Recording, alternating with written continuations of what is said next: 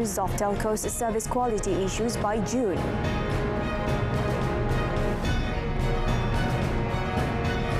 Deadly earthquake rocks Turkey and Syria.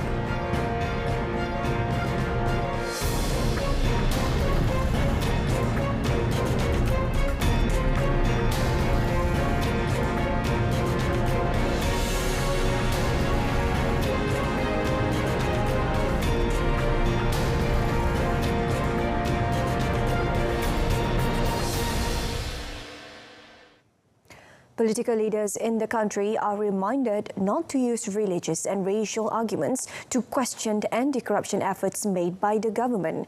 Prime Minister Datuk Seri Anwar Ibrahim said they instead should give space to the enforcement officers to conduct their duties. Saya buat seruan ini kerana saya lihat kadang-kadang digunakan alasan agama yang remeh. Mana mungkin, mana-mana agama digunakan untuk mempertahankan rasuah dan penyalahgunaan kuasa. Apalagi Islam yang tegas menolak penyalahgunaan kuasa dan fasad dalam sistem yang berpunca terutamanya dari rasuah yang bermerajalela di negara kita. Itu gesaan saya supaya tidak perlu kita menekankan hal ini berulang kali, tetapi memerlukan kerjasama semua pihak. Beri ruang kepada badan-badan penguatkuasaan ini bertindak dengan tegas. Kalau bersih tidak rasa takut. Semua war-war kita ini parti yang bersih dan mewujudkan kerajaan bersih. Sepatutnya kita sokong semua. Bagaimana harus kita bersihkan kalau tidak kita berikan wewenang dan kuasa yang lebih kepada penguatkuasaan untuk menjalankan dan menyempurnakan tugas mereka. The Premier said the freezing of bank accounts of political parties is not a new thing and their leaders should give cooperation instead of interfering with the investigation. The Malaysian Anti-Corruption Commission previously confirmed that it had frozen Parti Pribumi Bersatu Malaysia's accounts to enable the grassroots voters to investigate funds believed to have been obtained from illegal proceeds.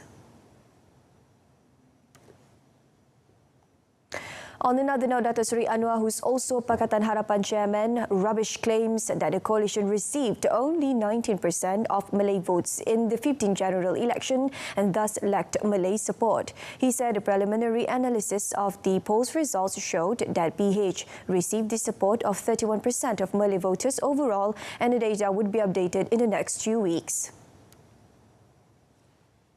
Secara menyeluruh, keseluruhannya, undi diperolehi ialah 31% pengundi Melayu secara keseluruhan. Ada yang rendah seperti di Kelantan dan Terengganu. Ada yang mencecah lebih 50% seperti di Selangor, di Ikuti, Pulau Pinang, wilayah persekutuan yang tertinggi dan juga Negeri Sembilan. Ya.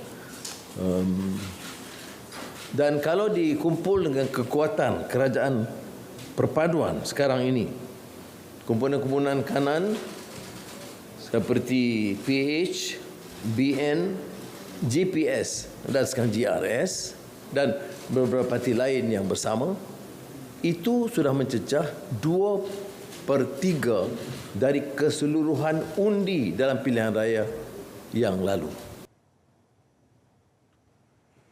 The Malaysian Communications and Multimedia Commission (MCMC) has been directed to resolve service quality issues affecting telecommunication companies by June. According to Communications and Digital Minister Fahmi Fazil, there had been frequent public complaints about poor internet access in certain areas.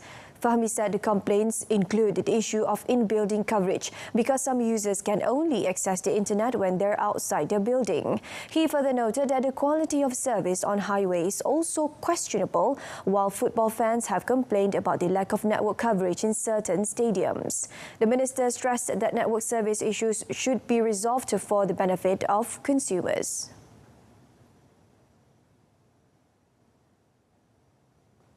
Fokus kementerian adalah untuk menyelesaikan masalah akses internet, rangkaian internet terutama di kawasan berpenduduk 3% yang terakhir, the last 3% of populated areas.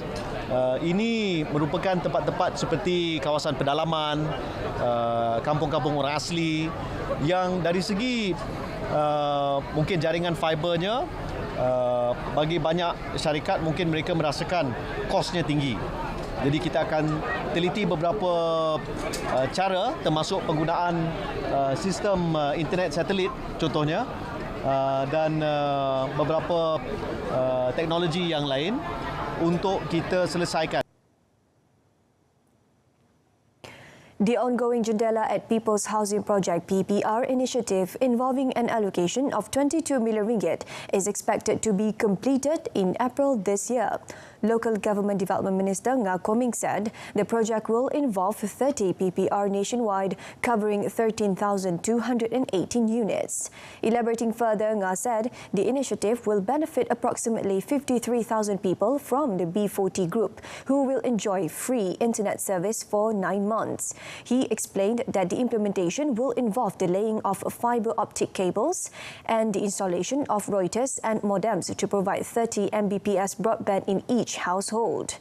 After the 9-month period has ended, the PPR residents may continue subscribing the internet package at a rate lower than those in the market if they wish to do so.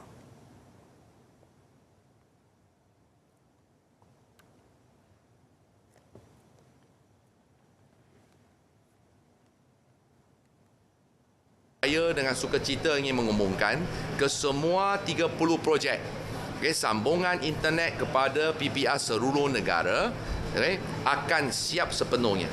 Tertakluk kepada kelulusan SUK dan JPMB dan lain-lain. Tetapi kita yakin menjelang bulan April semua 13,000 unit, 218 unit yang akan membawa manfaat kepada 53,000 orang penghuni.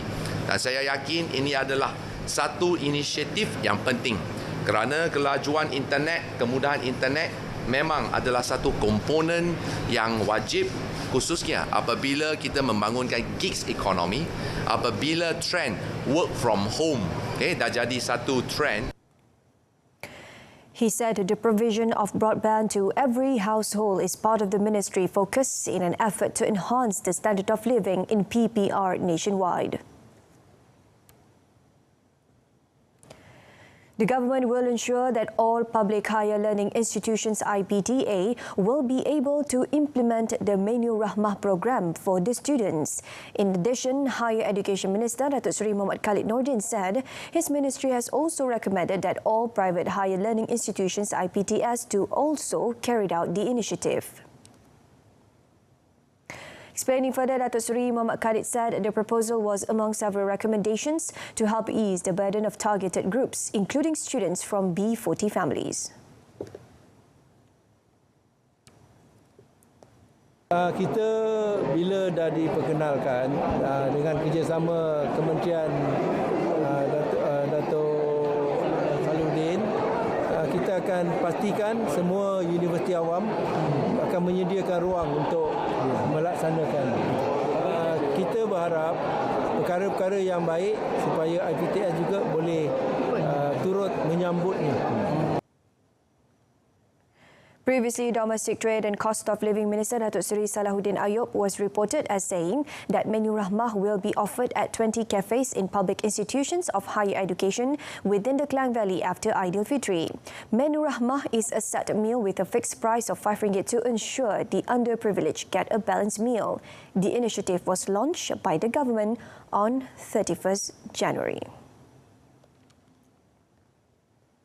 Applications to enrol in public institutions of higher learning for the 2023-2024 academic session via UPU Online for foundation, certificate, diploma and degree programs will open starting tomorrow until 28th March for the first phase application.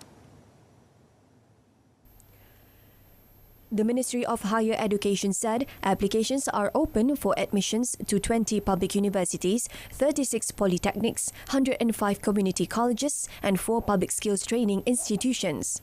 It said applications are open for holders of Sijil Pelajaran Malaysia SPM or Sijil Tinggi Persekolahan Malaysia STPM or those with equivalent qualifications for all academic programs for the first phase of the application. Meanwhile, the second phase from 15th May to 12th June is only open for academic programs which do not involve interviews and tests.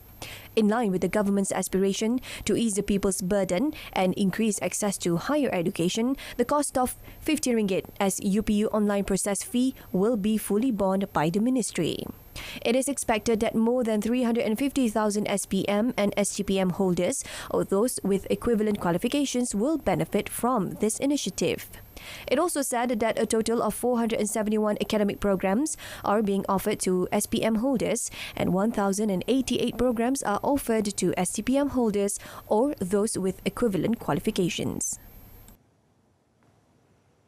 The government has established a special committee to coordinate fundraising efforts to print and distribute 1 million Quran worldwide. Minister in the Prime Minister's Department of Religious Affairs, Dr. Muhammad Naim Mokhtar, said the committee would be headed by the Department of Islamic Development Malaysia, JAKIM.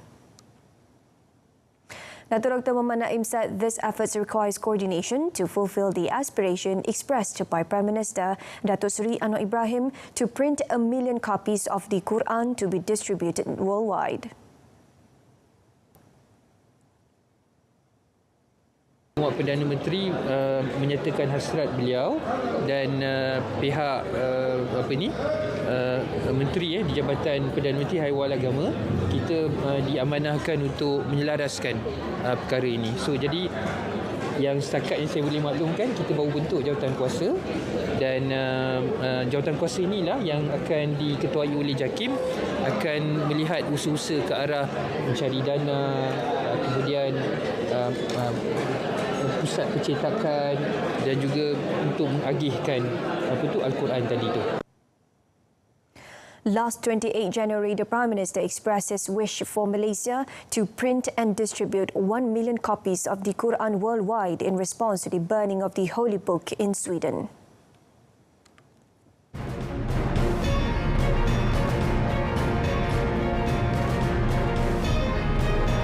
Still ahead, Sultan Abdul Aziz Shah Subang Airport to become a regional aviation hub.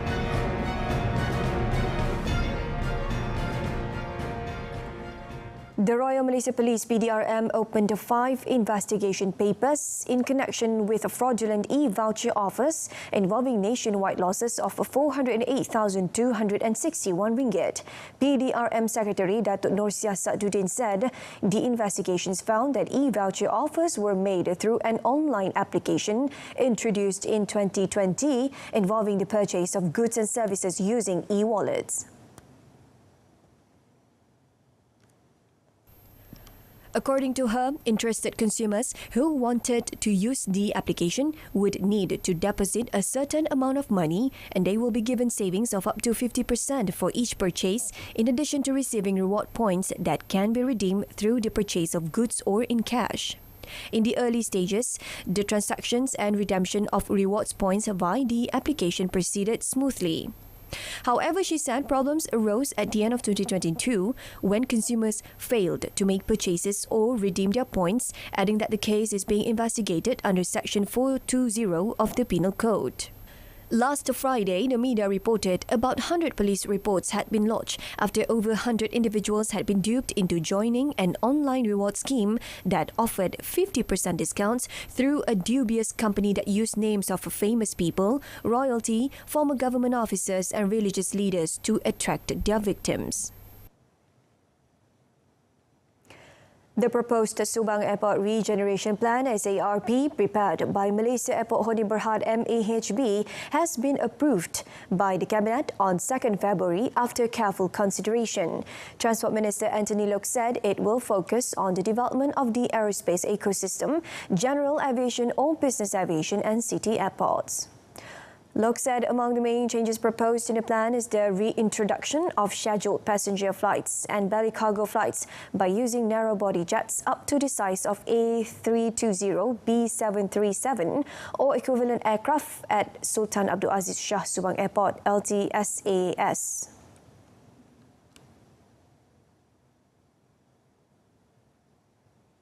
untuk mensasarkan pasaran ataupun kumpulan penumpang bisnes ataupun kelas premium dengan memanfaatkan penuh kedudukan Subang Airport yang cukup strategik di tengah-tengah ibu kota. Penerbangan berjadual menggunakan pesawat propeller dan turboprop akan dikekalkan mengikut permintaan pasaran terhadap perkhidmatan tersebut. Di Subang Airport dijangka berterusan dan positif. The minister added that through this plan, LTSAS will be transformed into a regional aviation hub with a maximum capacity of 8 million annual passengers, in addition to generating thousands of high-value job opportunities for Malaysians. The ecosystem that will be developed at LTSAS will involve 7 components, namely an aerospace industry centre, maintenance, repair and overhaul centre, research and development centre, general aviation operations, business aviation operations, urban air mobility and regional commercial flight operations. He also said that the next step is for MHB to conclude its detailed redevelopment plan, including the entire cost of the project, to be presented again to the Cabinet before the end of the first quarter of this year. The land clearing for the East Coast Rail Link ECRL project in Selangor does not involve any degazettement of forest reserves, including those within the Selangor State Park. Instead, the ECRL project owner, Malaysia Rail Links Berhad MRL, said the project has complied with the approved environmental impact assessment, environmental management plan and erosion and sediment control plans guidelines.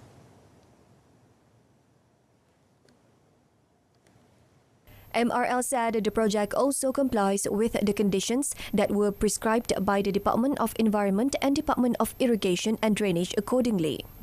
To facilitate preparatory works for the ECRL construction, MRL has obtained a right-of-way permit from the Forestry Department so that its contractors would enter the forest reserve to carry out licensed activities related to the ECRL. For the record, the ECRL railway scheme for Section C2 involving Gombak Serendah Port Klang route was granted by the Transport Ministry to MRL on 14 January 2022 after a 3-month public inspection as per the statutory requirements of the Land Public Transport Act 2010. The company emphasised that it is committed to fully comply with all the requirements set out by the authorities to protect the environment and safeguard public interest. The Ministry of Finance will meet with Plus Malaysia Berhad this week to get its views on Johor's request for an increase from 4 to 6 lanes on the Yong Peng to Skudai route for the North-South Expressway. Deputy Finance Minister Datuk Seri Ahmad Maslan said the request by the Johor government was reduce traffic congestion on the affected route. Kita lihat dari Melaka ke Seremban sudah ada 6 lorong ya. Daripada Seremban ke KL sudah ada 4x4 8 lorong. Tapi bila tiba ke negeri Johor dia hanya ada 4 lorong. Sedangkan Johor memberi sumbangan yang begitu besar kepada kekayaan negara, kepada pendapatan negara. Apart from that, he said the federal government will also look into the health needs such as hospitals, flood problems, as well as schools in need of repair in the state. Elaborating further on the matter, Datuk Seri Ahmad Maslan, who is also Pontianak Member of Parliament, noted that this Friday he has also been set as the deadline for the ministry to receive proposals for the 2023 budget.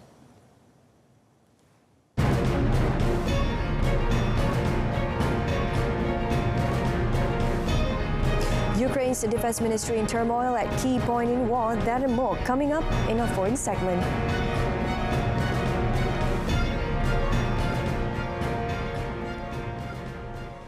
A powerful 7.8 magnitude earthquake rocked southeastern Turkey and northern Syria early today, toppling hundreds of buildings and killing more than 600 people. Hundreds were still believed to be trapped under rubble, and the toll was expected to rise as rescue workers search mounds of wreckage in cities and towns across the area. On both sides of the border, residents jolted out of sleep by the pre-dawn quake rush outside on a cold, rainy and snowy winter night as buildings were flattened and strong aftershocks continued. Rescue workers and residents in multiple cities search for survivors, working through tangles of metal and giant piles of concrete. The quake fell as far as Cairo, was centered north of Gaziantep, a Turkish provincial capital. The quake struck a region that has been shaped on both sides of the border by more than a decade of civil war in Syria. On the Syrian side, the swathe affected is divided between government-held territory and the country's last opposition-held enclave, which is surrounded by Russian-backed government forces. Turkey, meanwhile, is home to millions of refugees from that conflict. The opposition-held regions in Syria are packed with some 4 million people displaced from other parts of the country by the fighting. Many of them live in buildings that are already wrecked from the past bombardments. Hundreds of families remain trapped in rubble, the opposition emergency organization called the White Helmets said in a statement. Strained health facilities and hospitals will quickly fill with wounded, rescue workers said.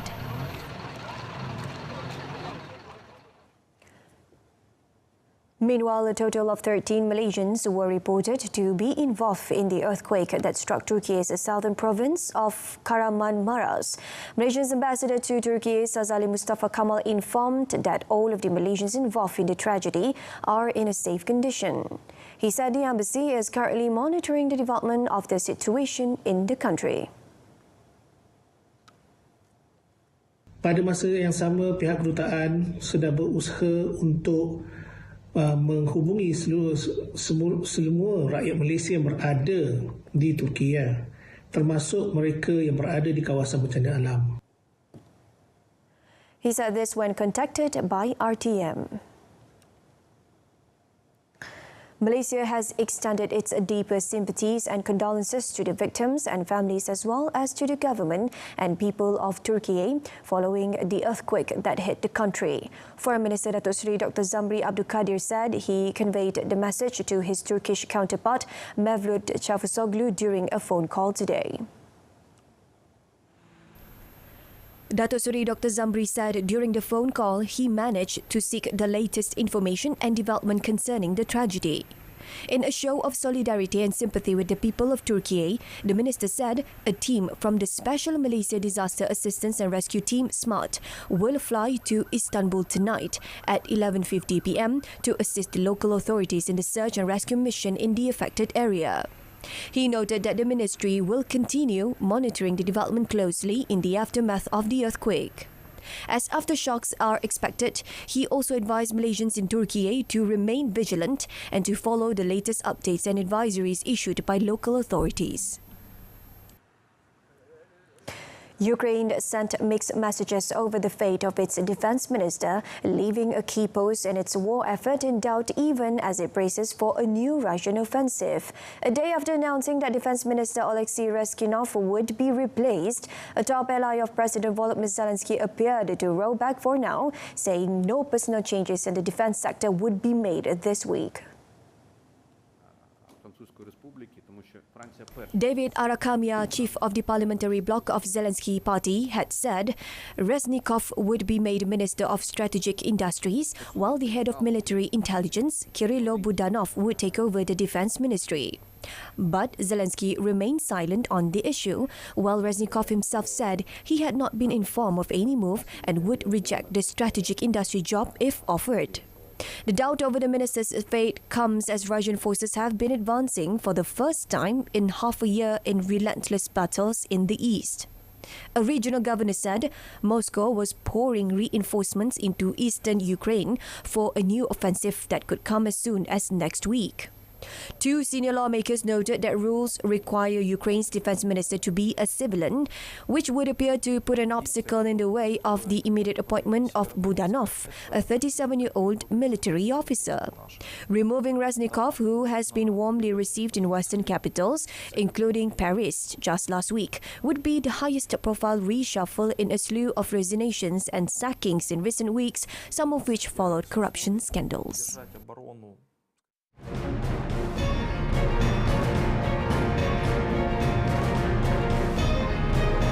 Next in sports, potential legal trouble with ex-coach affecting Zija's focus.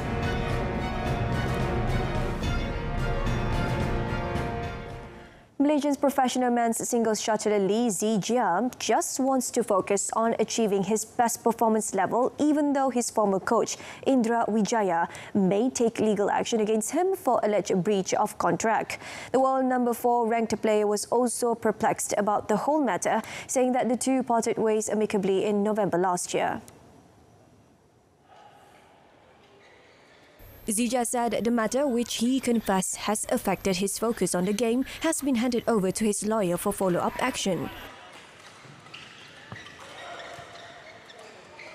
Apa yang saya boleh cakap adalah saya rasa apa yang saya buat mungkin sometimes akan salah, sometimes akan betul, saya tak tahu. Tapi apa yang sudah saya buat keputusan, itulah keputusan yang sudah jadi. So saya tak boleh ubah ke apa. Tapi yang saya tahu memang kita pisah api suri.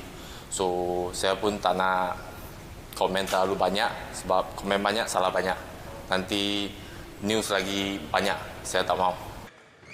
He said this when met on the first day of centralised training at the Academy Badminton Malaysia ABM in Bukit Kera. This centralised training camp is in preparation for the national squad participation in the 2023 Badminton Asia Mixed Team Championship BAMTC in Dubai, United Arab Emirates UAE from 14 to 19 February. On his performance, Zijia said he is on the process of regaining his confidence after unconvincing performances earlier this year. Paris Saint-Germain's football advisor Luis Campos says he will be delighted if Argentinian superstar Lionel Messi agrees to extend his contract with the French champions. The 35-year-old seven-time Ballon d'Or winner achieved his lifetime ambition of winning the World Cup in December, but has maintained a decent run of form on his return to France. Messi scored a key goal in a 3-1 win over Montpellier and then notched his 10th Ligue 1 goal of the season yesterday as PSG, missing Kylian Mbappe and Neymar through injury, came from behind to beat Toulouse 2-1. Messi joined PSG in 2021 on a 2-year contract with the option of renewing it for another after an emotional farewell to Barcelona, where he had spent his whole professional career. The Ligue 1 champions have known for some time that the 7-time Ballon d'Or winner would see his current deal expire in the summer of 2023.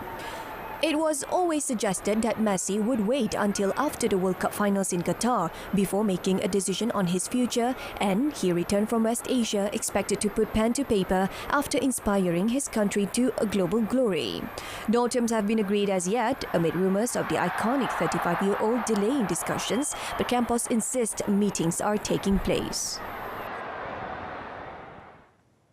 And that wraps up news at 10. In our top story, MCMC told to resolve telco service quality issues by June. Join us again at 12:30 tomorrow afternoon. I'm Shuhaida Arifin. Have a pleasant evening.